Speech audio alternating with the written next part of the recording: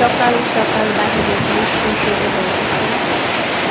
বৃষ্টি তো আমার অনেক বেশি ভালো লাগে, আসলে কার কাছে বৃষ্টি ভালো লাগে। তো বৃষ্টি আল্লাহর দেওয়া একটা বিশেষ নিয়ামত, যেটা আমার অনেক বেশি ভালো লাগে। কিন্তু বৃষ্টির দিন অনেক কিছু খেতে ইচ্ছা করে। তো যেহেতু আজকে বৃষ্টির দিনটা কিছু একটা বানানো যায়। তো হ্যালো এভরিওয়ান, আসসালামু আলাইকুম। সকলে কেমন আছেন? আশা করি সকলেই ভালো আছেন। তো welcome to my new channel Anika lifestyle. আশা করি আপনাদের কাছে আমার ভিডিওগুলো অনেক বেশি ভালো লাগে। আপনাদের ভালো লাগার জন্য আমার এই ভিডিওগুলো করা। তো সকাল সকাল আজকে কি বানানো যায়, যেহেতু বাহিরে অনেক পরিমাণ বৃষ্টি হচ্ছে। তো এখন ছোট বাচ্চাদের জন্য প্রথমে পাস্তা করে নিই। পাস্তা করার জন্য আমরা একটা প্যানের মধ্যে গরম পানি দিয়ে দিলাম। পাস্তাগুলো সিদ্ধ করে নিব, কারণ পাস্তা আমার অনেক ভালো লাগে আর বাচ্চাদেরও এটা অনেক পছন্দের একটা খাবার। তো আমাদের পাস্তাগুলো সিদ্ধ হয়ে গেছে। এখন আমরা একটা কড়াইয়ের মধ্যে পেঁয়াজ দিয়ে দিব, পেঁয়াজ কুচি, মরিচ কুচি, এগুলো দিয়ে ভেজে নেব। তো পেঁয়াজটা আমরা 1 থেকে 2 মিনিট ভেজে নেব। তো পেঁয়াজটা ভালো করে ভাজা হয়ে গেলে আমরা একটা ডিম দিয়ে দেব। তো পরিমাণ মতো আমি আজকে যতটুকু পাস্তা নিয়েছি তার মধ্যে একটা ডিম দিলেই যথেষ্ট। তো আপনারাও আপনাদের পরিমাণ মতো দিয়ে দেবেন। তো ডিমটাও প্রথম আমরা ভেজে নেব। চাইলে আপনারা পাস্তার মধ্যেও ডিম দিতে পারেন, কিন্তু আমার কাছে মনে হলো যে ডিমটা পেঁয়াজের সাথে ভেজে নিলেই ভালো হয়। তো এখন আমরা সিদ্ধ করে রাখা পাস্তাগুলো দিয়ে দিলাম। তো এখন হালকা নেড়ে নিব। আমার অনেক পছন্দের খাবার এই পাস্তা।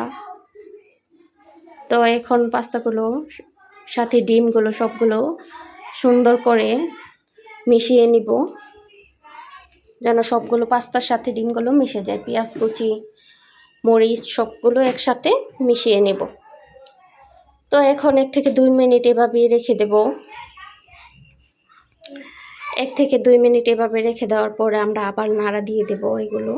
তা না হলে দেখা গেছে কি কড়াইয়ের মধ্যে লেগে যেতে পারে।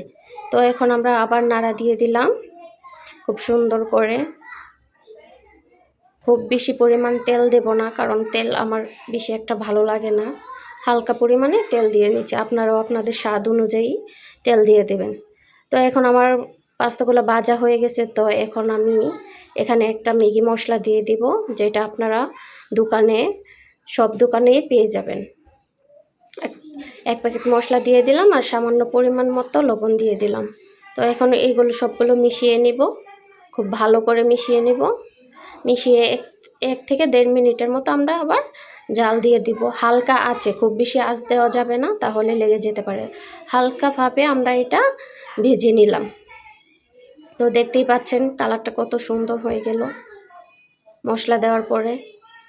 তো এখন আমরা চুলাটা অফ করে দিলাম, কারণ আমাদের ভাজা প্রায় হয়ে গেছে। এখন এটা এই হালকা হিটের মধ্যেই রেখে দেব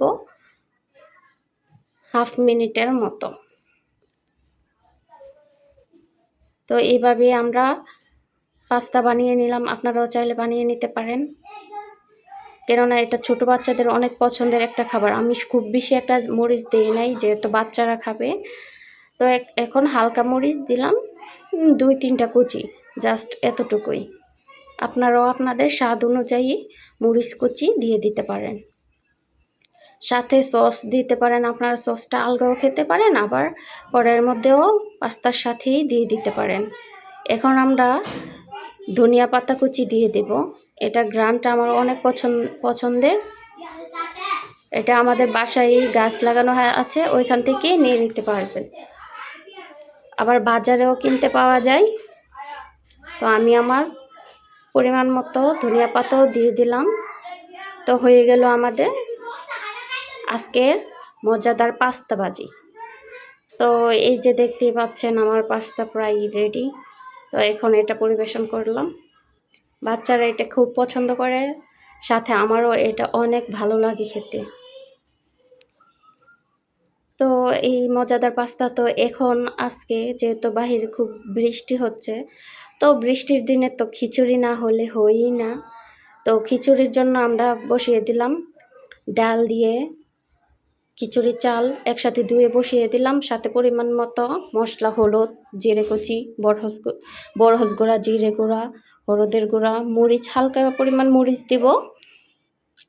খুব বেশি দেবো না, যেহেতু বাচ্চারা এটা খাবে। আর কাঁচামরিচ দেবো এটা, এর জন্য মরিচের গুঁড়ো হালকা দিলাম, স্বাদ অনুযায়ী লবণ দিয়ে এখন বসিয়ে দেব। ফুল হিটে বসাবেন, প্রথমে ফুল হিট দিবেন, তারপর কমিয়ে নেবেন। এখন আমরা নাড়া দিয়ে সব মশলাগুলো একসাথে মিশিয়ে নিলাম। তো এইভাবে আমরা চুলায় বসিয়ে দিলাম, 5 থেকে 10 মিনিট বসিয়ে রাখবো, তাহলেই পানিটা গরম হয়ে ফুটতে থাকবে। তো এখন দেখতেই পাচ্ছেন আমরা 5 থেকে 10 মিনিট পর আবার আসলাম। এখন গরম পানিটা ফুটে উঠছে। তো এখন আমরা 5-6টা কাঁচামরিচ দিয়ে দিলাম। তো আমরা এইভাবে নাড়া দিয়ে দিলাম, তা না হলে নিচ দিয়ে লেগে যেতে পারে। তো দেখতেই পাচ্ছেন কত সুন্দর করে গরম পানি ফুটে উঠলো, এখন চালগুলো ফুটে উঠবে। তো এইভাবেই আমরা বসিয়ে দিলাম বোনা খিচুড়ি। খুব বেশি একটা পানি দিই নাই, পরিমাণ মতো পানি দিলাম, যেহেতু এটা বোনা খিচুড়ি হবে। তো এই খিচুড়ির পাশাপাশি আমি আমার ছোট ছেলের জন্য পায়েস বসিয়ে দিলাম। পায়েসের জন্য আমরা পরিমাণ মতো চাল আর সাবু দিয়ে দিলাম। প্রথমে পানি দিলাম, তারপর ফুটে উঠলে নামানোর 10 থেকে 5 মিনিট আগে আমরা গরুর দুধ দিব। তো আপনারাও আপনাদের স্বাদ অনুযায়ী দিয়ে দিতে পারেন। তো এর মাঝখানেই দেখেন এর ভিতরে হয়ে আসলো আমাদের বোনা খিচুড়ি। তো এখন দেখতেই পাচ্ছেন পানিটা শোষণ করে ফেলেছে। তো এখন আমরা আবার নাড়া দিয়ে দিলাম। তো এইভাবে আবার 5 থেকে 10 মিনিট রেখে দিলে আমাদের বোনা খিচুড়ি কমপ্লিট। তো এইভাবে ঢাকনা দিয়ে আমরা 5 মিনিট ঢেকে দিলাম। এই যে দেখতেই পাচ্ছেন আমাদের বোনা খিচুড়ি হয়ে গেল, খুবই সুস্বাদু আর দেখতে অনেকটা ভালো সুন্দর লাগতেছে। এখানে আমরা মোরগের মাংস সাথে নিলাম। তো এখনও বাহিরে প্রায় ঝুম বৃষ্টি হচ্ছে। কার কার বৃষ্টির দিনে খিচুড়ি খেতে ইচ্ছে হয়? আমার তো অনেক বেশি ভালো লাগে বৃষ্টির দিনে খিচুড়ি, বাদাম, সিম ভাজি, এগুলো সব কিছুই বৃষ্টির দিনে ভালোই লাগে। তো আজকে বৃষ্টির দিনের রেসিপি আপনাদের সাথে শেয়ার করলাম, আশা করি আপনাদের অনেক ভালো লাগবে। তো সকলেই শেয়ার করে দেবেন আমার ভিডিওটা। তো আশা করি আজকের ভিডিওটা আপনাদের কাছে অনেক ভালো লাগবে। তো আসসালামু আলাইকুম, আল্লাহ হাফেজ।